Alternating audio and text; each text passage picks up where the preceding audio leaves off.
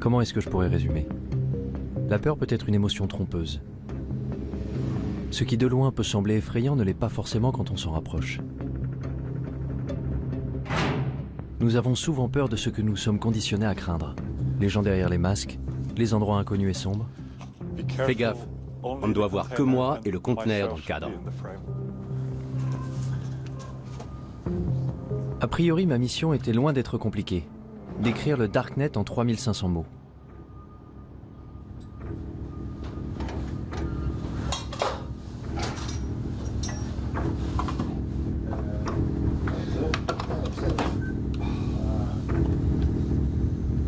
Alors comment je m'étais retrouvé là?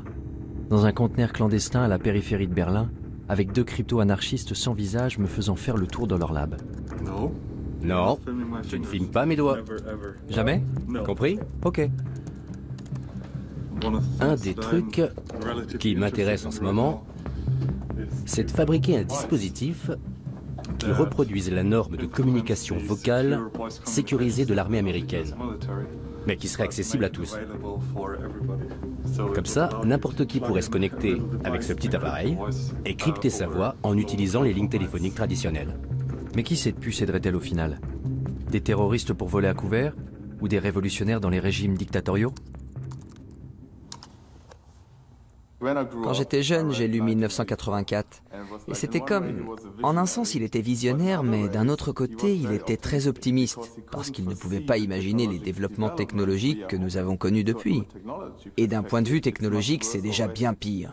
Ça donne une société qui vit en état de surveillance permanente. 1984? Je suis né en 1984. Oui, ça c'est moi juste là. C'est précisément l'année qu'Orwell avait imaginé comme étant le début de la fin de notre vie privée. Un monde dans lequel Big Brother nous surveillait en permanence. Mais personne n'y prêtait vraiment attention. Pourtant, c'est cette année-là que les familles heureuses ont pu installer le premier ordinateur Macintosh chez elles. 10 ans plus tard, ma génération serait déjà dépendante aux écrans. We installed the internet on our computer just a short time ago, and I haven't been able to get the kids off it ever since. Petit à petit, nous sommes tous devenus accros. Ça a commencé avec des jeux, des chats, des emails, même des films. Nos goûts se sont développés avec Internet. Mon premier amour, mon deuxième amour, mon troisième. ICQ, puis Facebook, Google, Twitter. Arrivé à l'âge adulte, j'avais passé une bonne partie de mon temps en ligne. Pourtant, je ne m'étais jamais dit qu'il pouvait y avoir une autre facette à explorer. Le fameux Deep Web. À vrai dire, je n'avais pas la moindre idée de la façon de le trouver. Donc j'ai commencé comme tout le monde, par une recherche sur Google.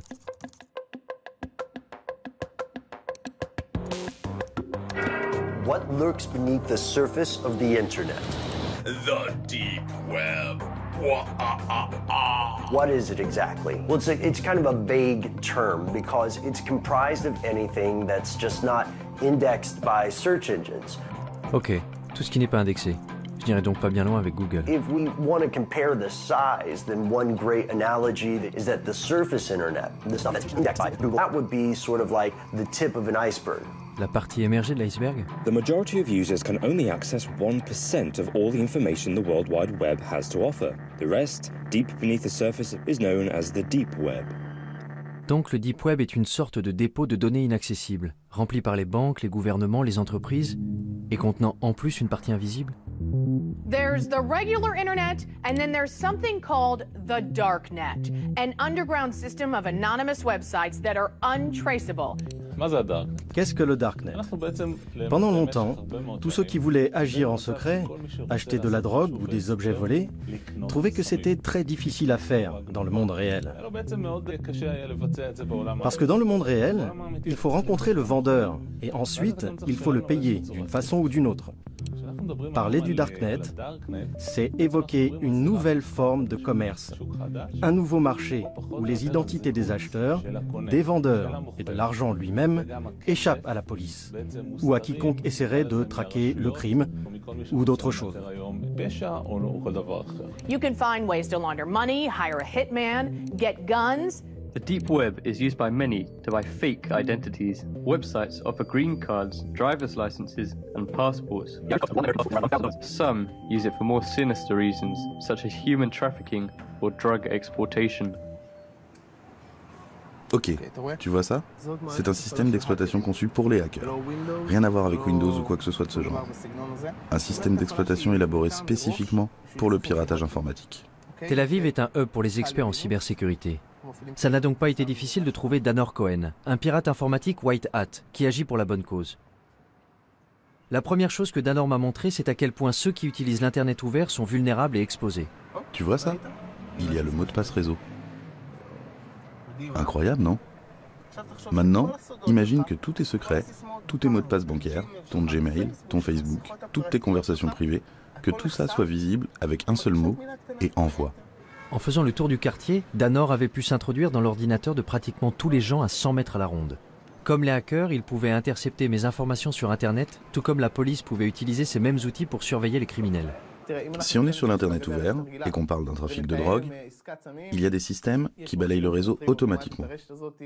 Il n'y a pas d'intervention humaine là-dedans. Et tu seras rapidement convoqué pour enquête. Mais sur le Darknet, rien ne permet d'arrêter à temps quelqu'un de faire ce qu'il veut. Je veux qu'on comprenne parfaitement ce qu'est le Darknet.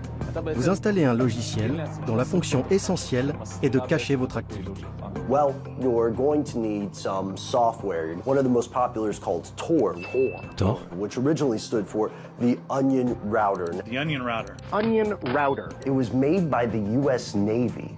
How does Tor do it? Well, it takes your data and it bounces it around the world over several different data nodes. That way, no person or agency can figure out where the data came from or where the data is going. If you want to keep yourself invisible online, there is absolutely nothing better than Tor.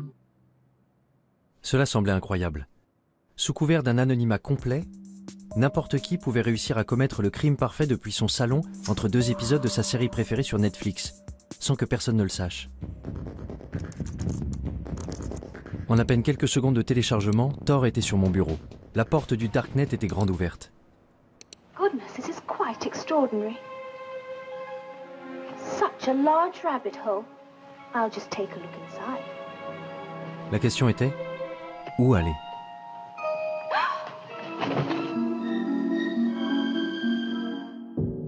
Mon premier arrêt a été le wiki caché. Ce n'était pas vraiment différent d'une page Wikipédia classique, seul le contenu était un peu plus... enfin, je sais pas, voyez vous-même. Des drogues, beaucoup de drogues. De l'herbe, de la cocaïne, de l'héroïne, de la méthamphétamine en cristaux. L'anonymat est quelque chose de très difficile et de rare à obtenir. Et pour cela, Tor est ce qu'il y a de mieux.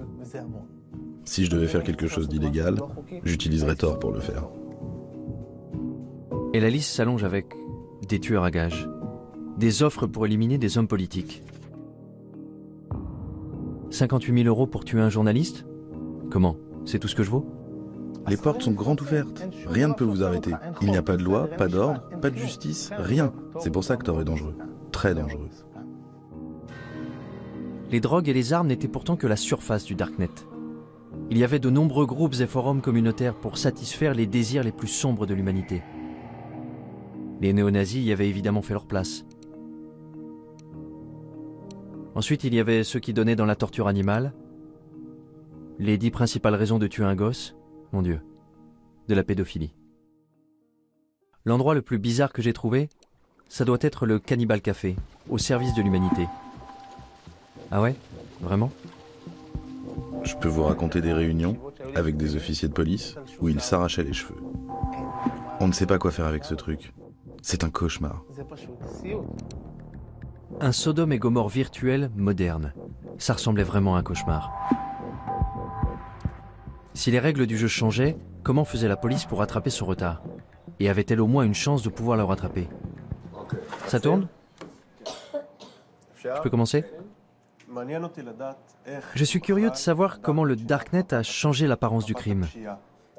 Le visage du crime a changé. Aujourd'hui, on voit que le crime passe de plus en plus du monde physique au monde en ligne. Pourquoi? Tout simplement parce que les gens ont tendance à croire que dans le monde en ligne, ils sont plus anonymes et peuvent commettre des crimes sans se faire prendre. Si vous allez sur le Darknet, et je suppose que vous l'avez fait, vous trouverez des gens qui cherchent à acheter X, Y ou Z, qui sont pour la plupart des choses dont la possession et la vente sont illégales. Ça peut être des drogues, des armes, de la pédopornographie, des logiciels malveillants ou encore certains services, à commencer par les virus informatiques, les hackers alloués et ainsi de suite, jusqu'au meurtre. La liste des cybermenaces s'est allongée tant et plus. Mais je me demandais, est-ce que cacher son identité en ligne est un crime en soi? Concernant cette question de l'anonymat, vous considérez que c'est quelque chose de mal, quelque chose de bien, ou ça vous est égal? Vous savez, notre travail consiste à faire respecter la loi. En Israël, le travail qui consiste à établir les normes sociales est du ressort des législateurs. Je ne pense pas que ce soit à moi de dire si une personne doit pouvoir être anonyme. Je peux dire que l'anonymat pousse les gens à croire que s'ils commettent un crime, on ne les attrapera pas. Et c'est une erreur. Ce n'est pas vrai. Alors penser qu'on pourrait absolument tout planquer en ligne serait illusoire? La police pouvait-elle vraiment trouver n'importe qui se cachant dans le Darknet? Il m'a fallu poser un certain nombre de questions intrusives et embarrassantes avant que je trouve quelqu'un de ce monde numérique souterrain qui accepte de me rencontrer en personne. Mais où se rencontrer dans la vraie vie? J'avais peut-être vu trop de films, mais un entrepôt abandonné me semblait approprié. Je suis quelqu'un de très normatif, c'est vrai. J'ai même l'âge d'être grand-mère. Le fait que ce soit sombre et tout ce qu'ils disent à propos de la pornographie et des drogues, mais au final, c'est juste un moyen. C'est un marché comme un autre. Un marché noir, mais c'est juste un moyen. Je vois ça comme quelque chose de très positif. Tant que vous restez fidèle à vos principes. Vous ne me verrez pas chercher de la pornographie ou des sites de paris en ligne. Parce que ça ne m'intéresse pas. En revanche, des tueurs à gages, peut-être. J'étais furieuse de ne pas pouvoir acheter là où je voulais un produit que je voulais. J'ai fait une recherche sur Internet et j'ai appris l'existence du navigateur Tor. J'y suis allée et j'ai vu par moi-même. C'est un monde fascinant. C'est une poudre qu'on utilise pour faire du hash soi-même. Beaucoup de gens le font. De la cocaïne? De la cocaïne aussi. Les médecins prescrivent bien de la Ritaline. Pourquoi commander de la cocaïne illégalement? C'est ce qui vous met en colère? Il n'y a pas de raison d'être en colère, c'est une vitrine. Ils ne font que montrer leurs marchandises. Et bien sûr, Shoshi n'était pas du tout telle que je l'avais imaginée. Elle ressemblait plus aux amis de ma mère qu'à quelqu'un qui utilisait le Darknet. Allez, ça ne vous fait quand même pas un peu peur? Ce n'est pas effrayant. Ce qui est effrayant, c'est ce que vous en faites. Vous pouvez faire de mauvaises choses avec, c'est vrai, mais le Darknet en tant que tel n'est pas effrayant. J'ai tendance à être méfiant vis-à-vis des gens qui me disent qu'il n'y a rien à craindre. Le Darknet n'était-il pas vraiment qu'un marché noir équivalent à eBay? La technologie a toujours eu un double visage, selon l'usage que l'on en fait. Prenez l'imprimante 3D par exemple. Fais descendre l'arme. Roy Cezana en a utilisé une pour imprimer en 3D un revolver dont il avait téléchargé le modèle sur le Darknet. Puis il est entré en douce dans un rassemblement universitaire où il y avait les hommes politiques les plus importants d'Israël. Il a dit que le plus drôle dans tout ça, c'est que tout le monde était debout autour et regardait. Le côté spectaculaire, c'est cette fabrication rapide et personnalisée. C'est ce qu'on appelle le rapid manufacturing en anglais. Autrefois, la production ne pouvait se faire que dans des usines géantes valant des millions de dollars. Aujourd'hui, n'importe qui peut avoir ces machines à la maison. Une imprimante 3D qui peut servir à imprimer un revolver. Les gens ont ça chez eux. Mais ce n'est pas donné à tout le monde d'imprimer une arme à feu aussi facilement. Il faut télécharger le plan quelque part. Et d'où vient le plan? Il vient du Darknet. Une fois que quelqu'un a téléchargé le plan, il peut le regarder à l'écran et décider de déplacer le percuteur ici, la gâchette là, et concevoir une arme légèrement supérieure. This is called the lower receiver. This doesn't have a serial number and it doesn't require a background check. Et s'il se rend compte qu'il a créé une arme supérieure à l'original, que fera-t-il? Il téléchargera son plan sur le réseau. This is a ghost gun. Ce à quoi nous assistons, c'est à une tendance de déqualification, une diminution des compétences nécessaires pour atteindre un certain objectif. Vous voulez synthétiser des composés chimiques chez vous? Sur Internet, vous pouvez télécharger la procédure qui va indiquer à l'imprimante comment mélanger les produits pour déclencher une réaction chimique et fabriquer de la morphine, du Valium, de la marijuana ou de la poudre de cyanure. Une simple machine fera ça toute seule chez vous. Mais je vais vous montrer un autre aspect des choses. Les laboratoires médicaux produisent des médicaments à des prix astronomiques que les patients n'ont pas les moyens de payer.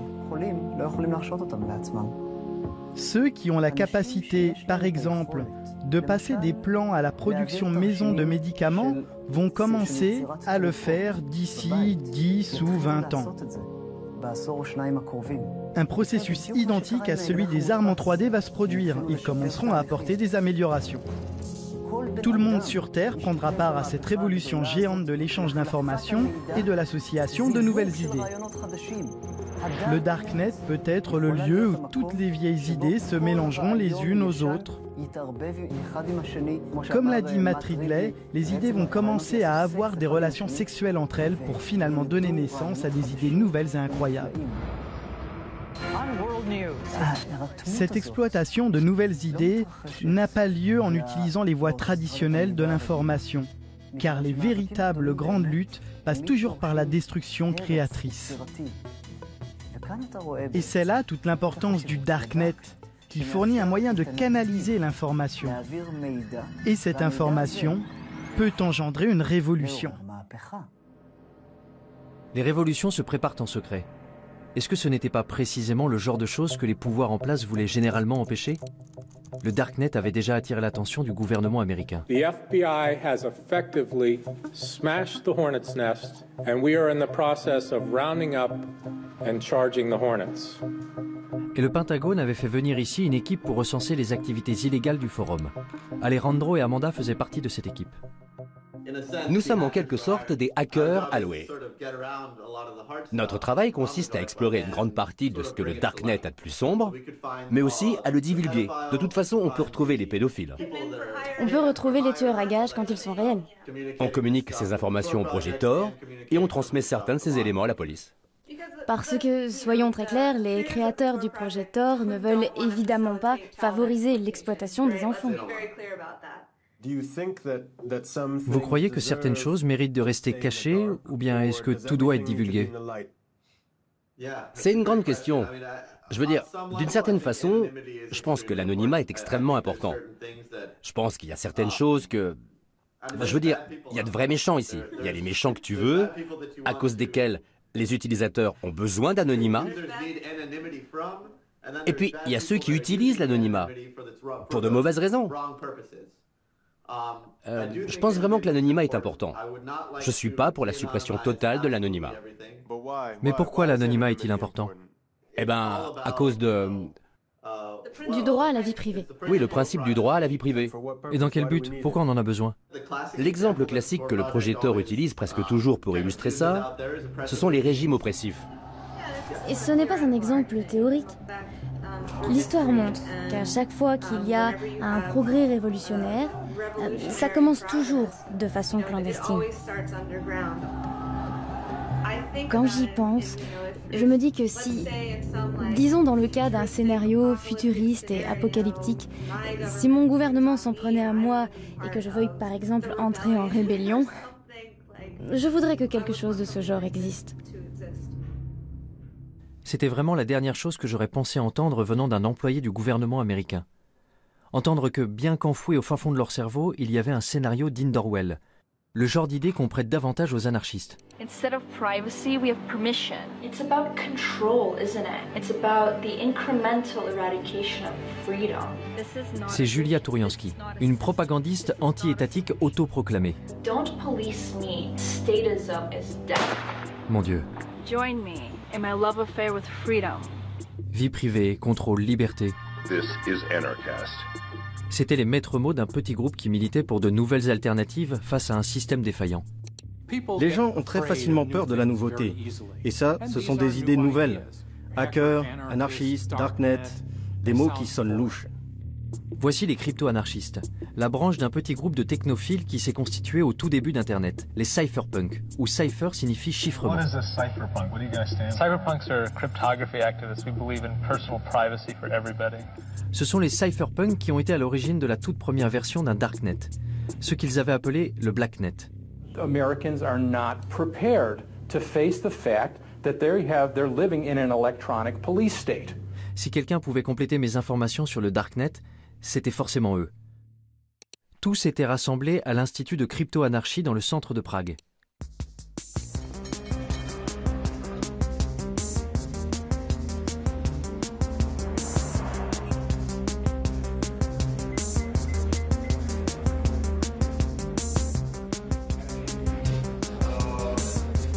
Parallelnipolis représente des outils et des moyens pour protéger nos libertés contre les tendances autoritaires des institutions politiques et sociales. Désolé, c'est vraiment privé. Vous ne pouvez pas prendre ces personnes en photo, ok? Pénétré dans le congrès des hackers à Parallelnipolis, je ne savais absolument pas dans quoi j'étais sur le point de m'engager. J'étais même tellement incertain que j'avais fait le tour du pâté de maison avant de me décider à entrer. Et quand j'avais finalement pu trouver quelques participants pour parler devant la caméra, ce n'était pas sans condition. C'est bon? Super. On entre?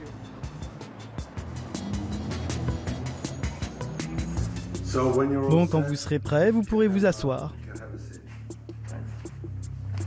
Pourquoi ce masque? Pourquoi ce déguisement? Eh bien, je pense qu'aujourd'hui, il est très important de protéger sa vie privée. Et vous savez, il y a beaucoup de reconnaissance faciale dehors. On vit à une époque où les algorithmes informatiques automatiques recherchent les visages dans tous les médias. Et je ne veux vraiment pas que mon visage me suive partout où je suis. Si tu veux me rencontrer, si tu veux me voir, viens me voir en personne. Les médias, c'est pas mon truc. Alors comment est-ce que tu parles de toi? Quelle est ton identité? Eh bien, dans le contexte d'aujourd'hui, appelle-moi Smuggler. Et ta mère, comment t'appelle-t-elle? Ça, je ne te le dirai pas. Demande à ma mère. Fondamentalement, la raison pour laquelle nous voulons le respect de la vie privée, c'est parce que cela permet une action humaine libre, conforme à notre propre volonté. L'homme se développe quand il utilise son propre esprit et fait ses propres choix, bons ou mauvais, et qu'il en assume les conséquences. Voilà comment on grandit. Tu dois être capable de te planter sans te faire démolir. Mais quand quelqu'un te surveille, quand tu dois avoir peur, si tu dois baisser la voix pour parler de certaines choses, tu empêches le développement de l'homme, l'évolution de l'homme. Je pense que de nos jours, il y a une forme de totalitarisme beaucoup plus subtile. Dehors, tu as toutes ces libertés. Tu peux porter ce que tu veux, tu peux faire ce que tu veux, tu peux être gay. Tout va bien, parce que tu sais, nous sommes des gens libres. Dans les systèmes totalitaires précédents, le fait de ne pas être libre était beaucoup plus clair pour les gens. Maintenant, c'est genre, tu es ce consommateur heureux qui peut regarder tous les films sur Netflix, mais dès que tu essaies vraiment de pousser un petit peu pour changer le système, tu te fais attaquer. Et tout le monde te dit « Ouais, c'est quoi ton problème? Like-moi sur Facebook, c'est tout. » Quand on est assis face à l'ordinateur chez nous, on est dans un environnement qu'on associe a priori à la vie privée. Mais ce qu'on fait en réalité, c'est qu'on crée des choses sur tous les toits. Et en ne nous protégeant pas, on a tout simplement ouvert notre espace privé au monde entier. Et moi je dis, attention, ce que vous faites là, vous ne le feriez pas si vous compreniez vraiment ce que ça implique. Parce que vous ne faites ça pour rien d'autre dans votre vie. Je n'ai jamais été particulièrement soucieux de la vie privée. Quand j'ouvre une appli sur mon téléphone, je ne me demande pas vraiment où ces données vont finir. Facebook, Google, ce sont des systèmes de surveillance. À chaque fois que tu utilises un produit qui est gratuit, il faut bien que l'entreprise paie ses salariés. Ce qui signifie que tu n'es pas vraiment le client puisque tu ne payes rien. Ça veut donc dire que le produit, c'est toi. Je ne vais pas arrêter d'utiliser Facebook. Je ne vais pas arrêter d'utiliser Google. Pas tant qu'ils ne se mettent pas à pourchasser les gens et à les tuer. L'idée que les gens de ma génération arrêtent soudain d'utiliser un média social semblait un peu folle. Et grosso modo, mes amis étaient de mon avis. Je veux dire, c'est nul que tu ne puisses pas dire tout ce que tu as envie de dire. Je pense que j'ai admis l'idée que j'étais surveillée. Je ne fais rien d'illégal. Pas sur Internet. Si je n'ai rien à cacher, pourquoi est-ce que je devrais avoir peur? Je me demande si j'ai quelque chose à cacher. Ta vie privée n'est pas violée au moment où quelqu'un prend tes photos et les met en ligne. Ce n'est pas là qu'il y a violation de ta vie privée. Il y a violation de ta vie privée quand quelqu'un veut tes photos et les stocke. C'est à ce moment précis qu'il y a violation. Quelqu'un qui prend tes données et qui les stocke. Parce qu'il pourrait avoir envie de les utiliser. Et c'est cette menace du pourrait que nous percevons tous inconsciemment. Tout le monde fait quelque chose de mal. Peut-être que tu trompes ta femme, ou que tu étais ivre à cette fête, et tu as gardé cette photo ridicule de toi. Et ensuite, ils peuvent utiliser cette information pour appliquer une loi qu'ils n'appliquaient même pas avant. Ou alors tout simplement pour te faire chanter publiquement. Quand tu es dans un état où tu n'as pas d'intimité, où tu n'as pas d'anonymat, tu es toujours inquiet à l'idée que quelqu'un te surveille. Quelqu'un qui te punirait physiquement, ou dirait du mal de toi dans ton dos, ou te ferait honte. Chez les humains, la honte est une arme de destruction massive. Alors que devons-nous faire pour préserver notre liberté? Porter des masques? Pendant tout ce défilé de mode imprimé en 3D, je n'arrêtais pas de penser à quel point il était paradoxal de croire qu'on ne pouvait être libre qu'en se cachant. Particulièrement en Occident, où nous sommes tellement habitués à tout exposer. J'étais au Caire au moment du printemps arabe, en même temps que Shira Frenkel, qui écrivait sur les événements dramatiques qui s'y déroulaient. Désormais, elle écrit pour BuzzFeed des articles sur les technologies de cryptage comme Tor. En Occident, on croit que le Darknet est noir et diabolique et malveillant, alors qu'ailleurs dans le monde, on ne l'appelle pas le Darknet. On ne le voit pas comme un terreau diabolique. On considère que c'est un lieu pour échanger l'information librement et en toute sécurité. J'ai rencontré des militants LGBT dans certains pays d'Afrique et du Moyen-Orient qui considèrent que c'est un des seuls refuges qui leur reste. Et quand je leur dis qu'aux États-Unis nous l'appelons le Darknet, que c'est comme ça que nos hommes politiques l'appellent, ils rient et ils trouvent que c'est absurde. Ils disent « Mais c'est là où nous sommes en sécurité, c'est là que nous pouvons parler, c'est là que je peux être moi-même en sécurité. » Il y a donc de grandes parties du monde où le simple fait d'être connecté suffit à vous faire arrêter. Alors pour ces gens qui savent qu'ils ne sont pas en sécurité en ligne, qu'ils ne sont pas en sécurité, ne serait-ce que pour envoyer des emails ou faire partie de groupes Facebook, les technologies cryptées peuvent effectivement être une bouée de sauvetage. Je pouvais comprendre cette nécessité du Darknet pour ceux qui vivent sous un régime dictatorial. Mais la liberté est un des fondements des sociétés démocratiques, non ? Aujourd'hui, nous sommes à la croisée des chemins entre deux systèmes gouvernementaux en compétition. D'un côté, celui dans lequel Big Brother contrôle la vie de ses citoyens, et de l'autre côté, la domination des masses. Le gouvernement tente de se sécuriser et de sécuriser ses citoyens. Pour cela, il doit arrêter la menace que représentent les loups solitaires, les terroristes. Ceux qui voudraient faire tomber le gouvernement par la force. Et parfois aussi, ceux qui veulent le faire tomber sans faire usage de la force. Le peuple exige la justice sociale. La question qui se pose est, comment le gouvernement peut-il empêcher l'action des terroristes et des criminels sans nuire à la liberté d'expression? Et il n'y a toujours pas de réponse satisfaisante à cette question. Que feriez-vous si votre devoir était de protéger votre population et que vous voyez une énorme menace? Vous deviendriez hystérique et vous commenceriez à surveiller absolument tout le monde. Parce qu'un seul terroriste qui vous glisserait entre les doigts représenterait un tel danger que vous ne pourriez tout simplement pas prendre le risque de commettre une seule erreur. S'il suffisait d'un terroriste pour nous rendre hystériques, alors 19 d'entre eux répartis dans 4 avions avaient suffi à mettre le feu au monde entier. Dans les mois qui avaient suivi le 11 septembre, le Congrès américain avait adopté le Patriot Act et la NSA avait mis en place les programmes de surveillance massive qu'elle souhaitait faire adopter depuis des années. I take the threat of terrorism seriously, and I think we all do. Il allait falloir plus d'une décennie avant que Snowden révèle que la NSA ne s'était pas contentée de surveiller les terroristes. Elle avait également espionné des millions d'Américains innocents. I think it's really disingenuous for the government to justify programs that have never been shown to keep us safe, but cost us liberties and freedoms that we don't need to give up. Quand je suis revenue aux États-Unis et que je parlais aux gens des fichiers Snowden, beaucoup d'entre eux haussaient plus ou moins les épaules en disant « Et alors, qu'est-ce que tu crois ? Bien sûr que le gouvernement fait ça, bien sûr que le gouvernement nous surveille de telle et telle façon. » Et là, j'ai trouvé que c'était intéressant. Que d'un côté, il y ait ces fichiers, ces documents qui allaient révéler d'une manière sans précédent la façon dont le gouvernement nous espionnait, et qu'en même temps, il y ait des Américains qui haussent les épaules en disant simplement « Et alors ?» Ils disent qu'ils veulent l'information parce que c'est pour notre bien. Eh bien, ça pose un problème. D'abord, parce qu'ils recueillent et récupèrent absolument tout ce qu'ils peuvent, uniquement parce qu'ils en ont le pouvoir, et aussi parce que, pour être honnête, si vous êtes au gouvernement, si vous faites ce genre de travail, il y a de grandes chances pour que vous ayez une sorte de tendance obsessionnelle au contrôle, psychologiquement parlant. Ils aiment contrôler.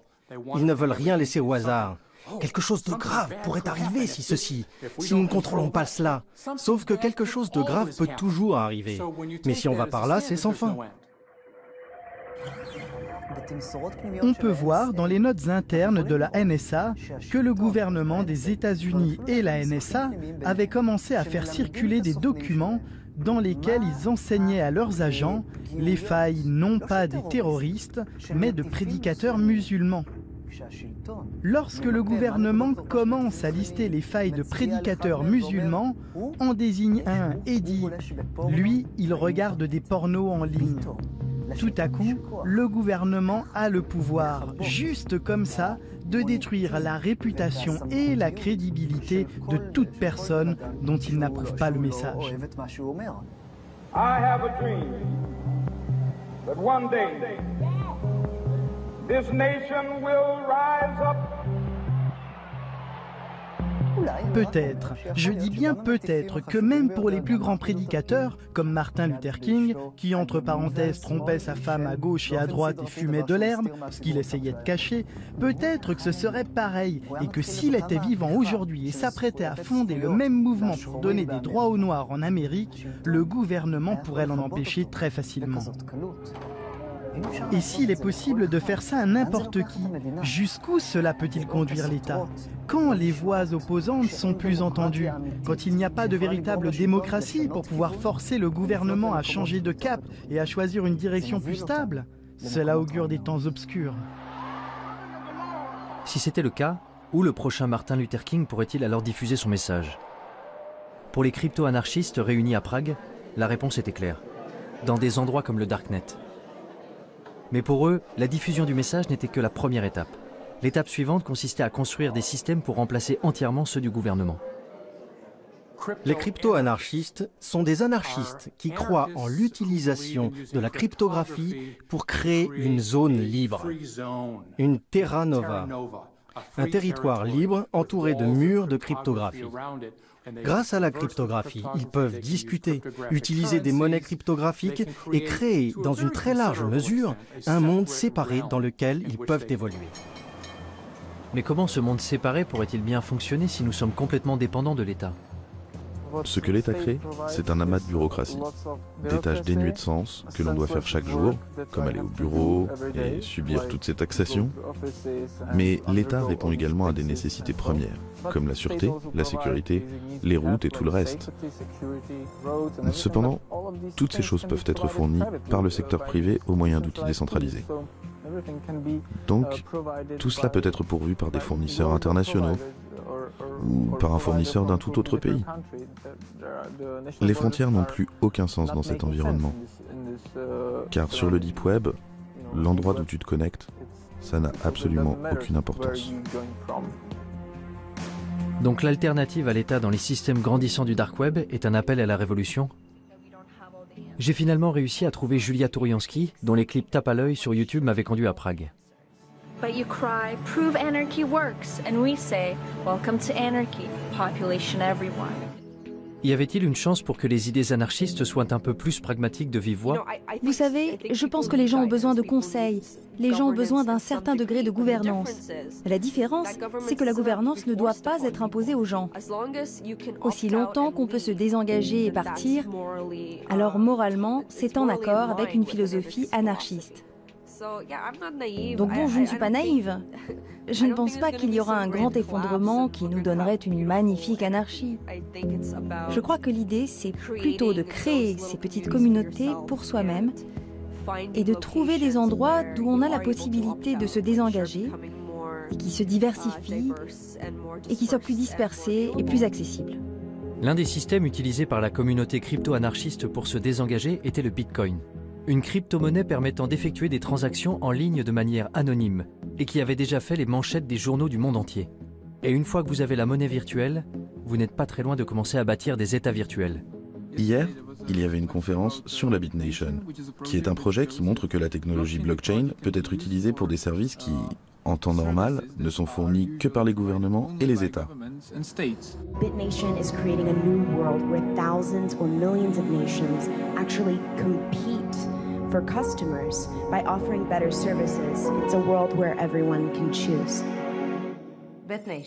La BitNation est une nation, et être une nation implique de connecter entre eux des gens qui partagent des valeurs similaires, familiales, etc. Nous sommes d'accord. Donc je dirais que la BitNation est un État apatride. Si vous dissociez la gouvernance du territoire, vous n'avez pas à craindre pour vos propres principes de gouvernance. En parallèle de l'État apatride, il y aurait des crypto-marchés en ligne pour les produits de tous les jours. En gros, la version familiale et conviviale de ce que j'avais déjà vu sur le Darknet. Il y aura des crypto-marchés décentralisés, anonymes, qui seront techniquement impossibles à fermer par le gouvernement. Le système financier et social va s'effondrer. Aucune approche rationnelle ne peut dire comment le système social va pouvoir survivre, surtout quand il y a tellement de personnes âgées et seulement un petit nombre de gens jeunes et productifs.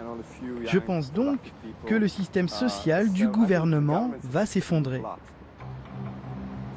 Et donc passer à quelque chose de totalement nouveau peut être une bonne chose. Le gouvernement qui s'effondre, des systèmes parallèles pour le remplacer. Les crypto-anarchistes étaient dans la droite ligne des cypherpunks et de ce qu'ils avaient écrit en 1988. Regarde ce que les cypherpunks écrivaient avant que la technologie d'aujourd'hui existe. Je veux dire, ils peuvent être fiers d'eux. Vous avez raison. Lire leurs écrits revenait un peu à lire une prophétie de science-fiction. À l'ère électronique, la vie privée est nécessaire pour une société ouverte. Tout ce qu'ils avaient prédit il y a plus de 30 ans était effectivement en train de se réaliser aujourd'hui. Bitcoin, construire des systèmes anonymes avec de l'argent électronique. Wikileaks, la crypto-anarchie permettra de mettre en libre circulation les secrets nationaux. Darknet, des systèmes qui permettent de faire des transactions anonymes. Crypto-marché, un marché informatique anonyme permettant d'échanger des biens illicites et volés. Ils avaient même prédit la façon dont les gouvernements répondraient à ces développements. L'État essaierait de ralentir la propagation de ces technologies au nom de la sécurité nationale. Chaque fois que quelqu'un fait quelque chose qui protège la vie privée, il ne se passe pas longtemps avant que le gouvernement et les médias officiels brandissent un de leurs arguments à la carte. C'est mauvais parce que terroriste, ou c'est mauvais parce que drogue. Ce sont effectivement de mauvaises choses. Oui, c'est mal d'être un terroriste, mais là, ce que le gouvernement fait, ou ce que les adversaires de la vie privée font en réalité, c'est qu'ils jouent avec notre corde sensible. Ok, voyons. Wikileaks, gouvernement des États-Unis. The United States strongly condemns the illegal disclosure of classified information. It threatens our national security. If this becomes a standard currency, it could radically and dramatically transform the role of central banks. A few years ago, we learned of an underground website called Silk Road. Our push for increased funding aimed at fighting cyber drug dealers. Silk Road a été associé au Darknet, jusqu'à ce que le gouvernement américain le ferme. C'était le marché le plus important du genre, avec des mouvements atteignant 1,2 milliard de dollars en produits, essentiellement de la drogue. The biggest criminal trial in the history of the internet is over this morning. The mastermind of the Silk Road website was sentenced to life in prison without parole. Pour presque tous ceux que j'ai rencontrés à Prague, Ross Ulbricht n'avait rien d'un baron de la drogue. Il avait plutôt été la victime la plus visible des efforts du gouvernement pour éliminer les cryptomarchés du Darknet en faisant de lui un exemple.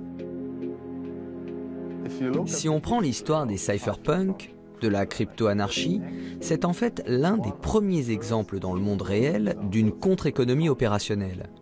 Et ça a été un énorme succès. Vous aviez le marché Darknet, vous aviez une certaine forme d'anonymisation, vous aviez une certaine forme de monnaie numérique anonyme, et c'est devenu très important, très vite. Et c'est essentiellement à cela que tient le pouvoir explosif de quelque chose comme Silk Road. Et je pense que c'est la raison pour laquelle l'État a réalisé que c'était vraiment menaçant. Silk Road menaçait le statu quo. Il menaçait le pouvoir de l'État.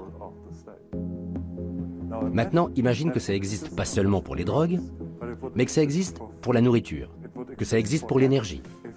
Si tous les biens de la planète étaient disponibles sur le marché noir à des prix raisonnables, l'État perdrait la plupart de ses revenus, la majeure partie de sa capacité à réguler, la majeure partie de sa capacité à favoriser certaines entreprises. Alors, que se passerait-il ensuite? L'État perdrait son pouvoir.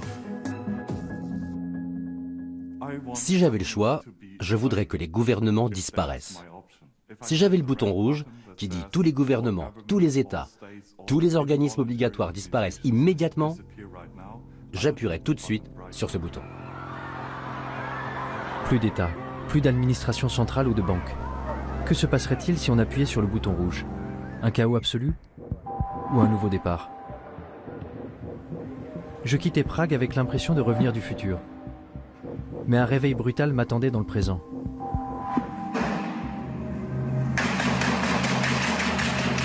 Deux attentats à Paris, un aux États-Unis, un avion abattu en Égypte. N'avions-nous pas effectivement besoin de protection plus forte vis-à-vis de ces gens, même au prix du sacrifice d'un peu de confidentialité? You can't have 100% security and also then have 100% privacy and zero inconvenience. We're going to have to make some choices.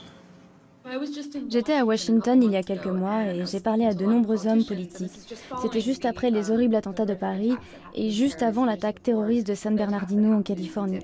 Et de nombreux hommes politiques disaient « C'est de la faute du Darknet, c'est de la faute de Tor et c'est de la faute des technologies de cryptage ».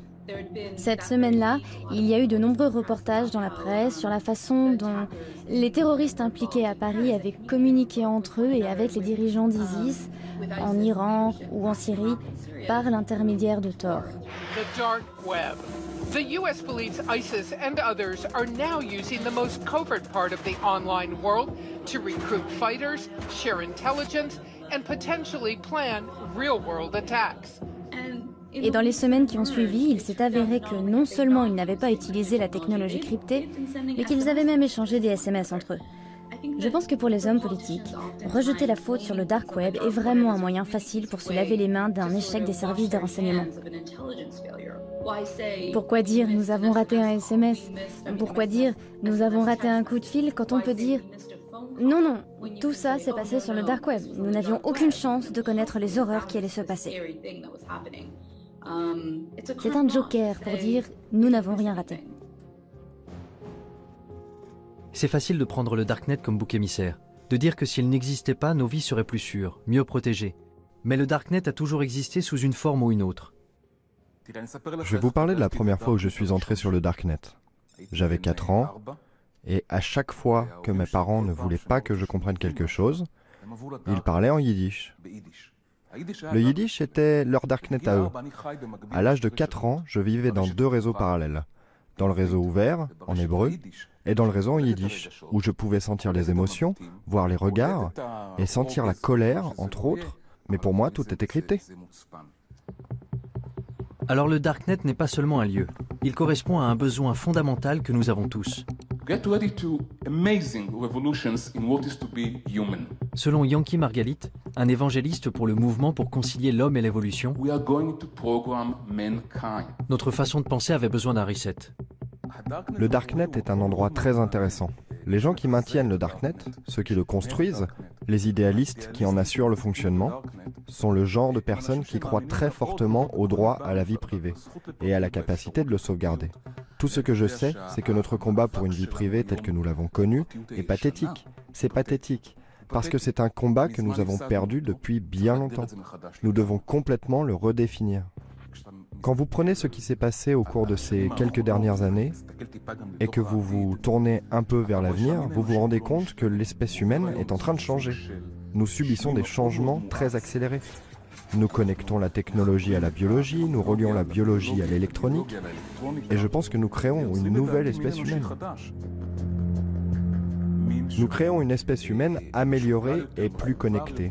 Ce que nous faisons aussi, c'est que nous prenons des individus et que nous les connectons à quelque chose de plus grand qu'eux.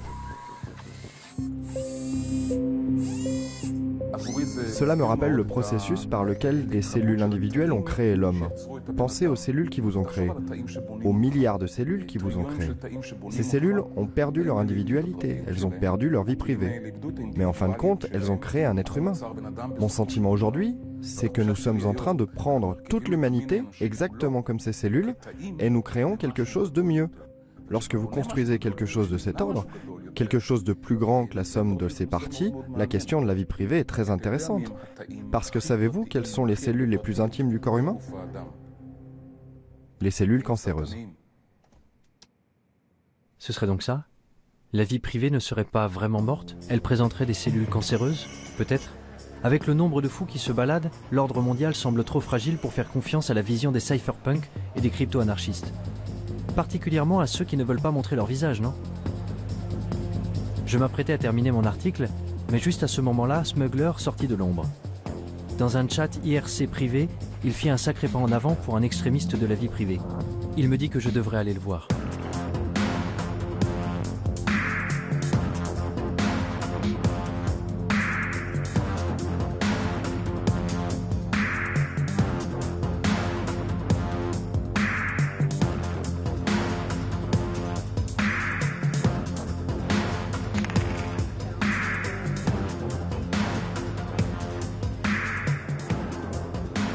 Se balader dans les rues de Berlin avec deux types masqués m'a mis un peu mal à l'aise, même si nous nous étions déjà rencontrés une fois.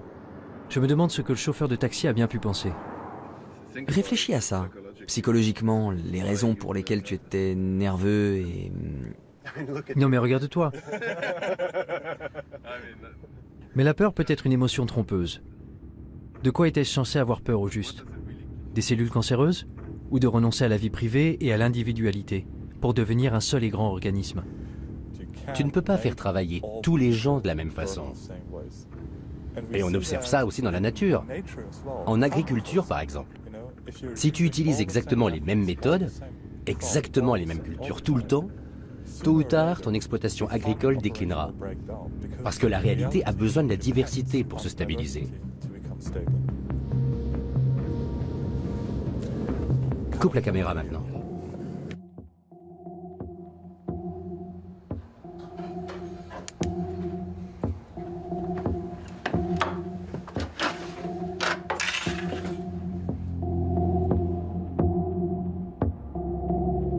La vie privée est aux idées ce que l'évolution est à la biologie. Tu sais, pour qu'un écosystème soit sain, il faut des niches locales et il faut une transformation. Il faut aussi différents types d'organismes qui mutent, qui évoluent. Un certain nombre d'entre eux vont mourir, d'autres vont prospérer et globalement, c'est une structure très résistante. C'est la même chose pour une société en bonne santé. Il faut de nombreuses idées différentes et les bonnes vont effectivement survivre. Et si tu penses à ce futur, où toute l'humanité ne serait qu'un seul organisme allant dans une seule direction, il suffit d'un seul bug pour tuer le tout. Et c'est terminé. Game over. Et ce sera pire que nos pires craintes de guerre nucléaire. Je veux dire, rappelle-toi ce que nous avions avec le Troisième Reich en Allemagne. Imagine maintenant le Troisième Reich à l'échelle mondiale et aucun autre pays pour l'arrêter. Quel bordel! Malgré tous nos progrès, malgré tous les avantages de notre monde interconnecté, l'histoire serait tout de même condamnée à se répéter? Nous abordons un futur que nos parents ne pouvaient pas imaginer. Savoir ce qui en ressortira, c'est de la science-fiction. Mais moi, je ne veux pas vivre dans un futur où tout est contrôlé. Chaque bit de technologie, chaque bit d'information, comment il faut construire les choses, ce qu'il faut penser. C'est si énorme que George Orwell doit se retourner dans sa tombe. Parce que je ne crois pas qu'un tel futur sera vraiment durable. Alors à quel moment votre travail sera-t-il achevé? Jamais. Non, jamais. Je veux dire, certaines personnes travaillent pour la surveillance, et nous travaillons pour renforcer l'anonymat. On n'y arrivera jamais, mais c'est un idéal à viser. De plus, même si nous travaillons pour plus de vie privée, ça ne veut pas dire que qui que ce soit va arrêter de travailler pour la surveillance. Donc tant qu'ils travaillent sur la surveillance, nous, on a un travail à faire. Mais certains diraient, je ne sais pas, que vous êtes peut-être paranoïaque. C'est vrai, vous n'êtes pas des criminels purs et durs, vous ne vendez pas de drogue, vous ne... je sais pas... Mais je veux dire qu'il y a beaucoup de... Je crois que toute la discussion... C'est bizarre le tour qu'a pris cette affaire. Que ce soit à nous de devoir nous défendre. Tu sais pourquoi tu as des rideaux dans ton appartement? Pourquoi tu fermes ta porte à clé? Et il y a plein de précédents historiques où des gens ont été tués à cause de données les concernant qui avaient été recueillies. Tu sais, c'est ce qui s'est passé pendant le Troisième Reich. Ce qui s'est passé dans les années avant même que le Troisième Reich existe, c'est que beaucoup d'États-nations exigeaient l'enregistrement des citoyens. L'une des choses que de nombreux États, comme les Pays-Bas, la Belgique, la France, l'Allemagne, exigeaient, eux, c'était que tu indiques ta religion. Les nazis sont arrivés et ils ont pris ces registres pour les fouiller. Donc quand l'Allemagne a envahi les autres pays, ils n'avaient plus qu'à fouiller les registres et à tuer les personnes de la mauvaise religion. Aucun pays ne se doutait que ça pourrait être un problème 10 ans plus tard. Et pourtant, ça en a été un sacré. La plupart d'entre eux ne l'auraient jamais cru. Il faut se rendre compte qu'on ne peut pas réellement savoir de quoi l'avenir sera fait. On n'arrive pas à se représenter la merde qui se passe dans le monde aujourd'hui.